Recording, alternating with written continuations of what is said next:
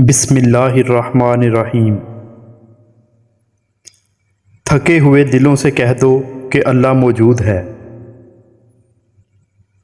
رشتے اور تعلق نبھانا ایک فن ہے جس کے لیے دولت کی نہیں بلکہ احساس کی ضرورت ہوتی ہے۔ جتنی مرضی عزت کر لو، جتنا مرضی خیال رکھو، کم ظرف لوگ آخر اپنی اوقات دکھا ہی دیتے ہیں۔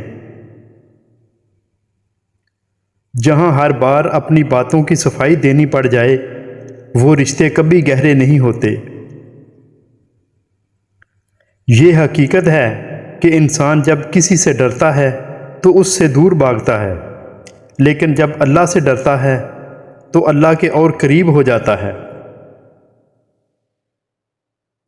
آج کل کے دور میں عورت نے سر پہ دوپٹہ لینا چھوڑ دیا اور مرد نے عورت کی عزت کرنا چھوڑ دی۔ امام حسن نے فرمایا، ضرورت مند کی جائز حاجت پوری کرنا 1 مہینے کے اعتکاف سے بہتر ہے۔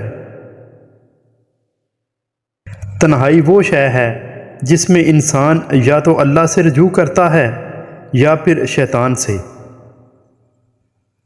حضرت امام حسین نے فرمایا، عورت کا پردہ کرنا شہید کے خون سے بھی افضل ہے۔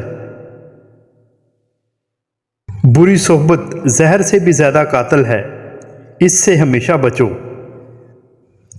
حضرت علی نے فرمایا، محبت دور کے لوگوں کو قریب اور عداوت قریب کے لوگوں کو دور کر دیتی ہے۔ اختلاف پر صبر کرنا اور دوسروں کو برداشت کرنا ہی اصل اخلاق ہے۔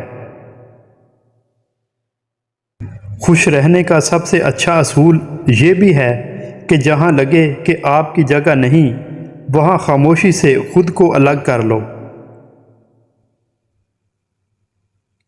پریشانی میں مذاق اور خوشی میں طعنہ مت دو، اس سے رشتوں میں محبت ختم ہو جاتی ہے۔ جو انسان جتنا خاموش رہتا ہے وہ اپنی عزت کو اتنا ہی محفوظ رکھتا ہے۔ انگلیاں ہی نبھا رہی ہیں رشتوں کو آج کل، زبان کو اب نبھانے میں بہت تکلیف ہوتی ہے۔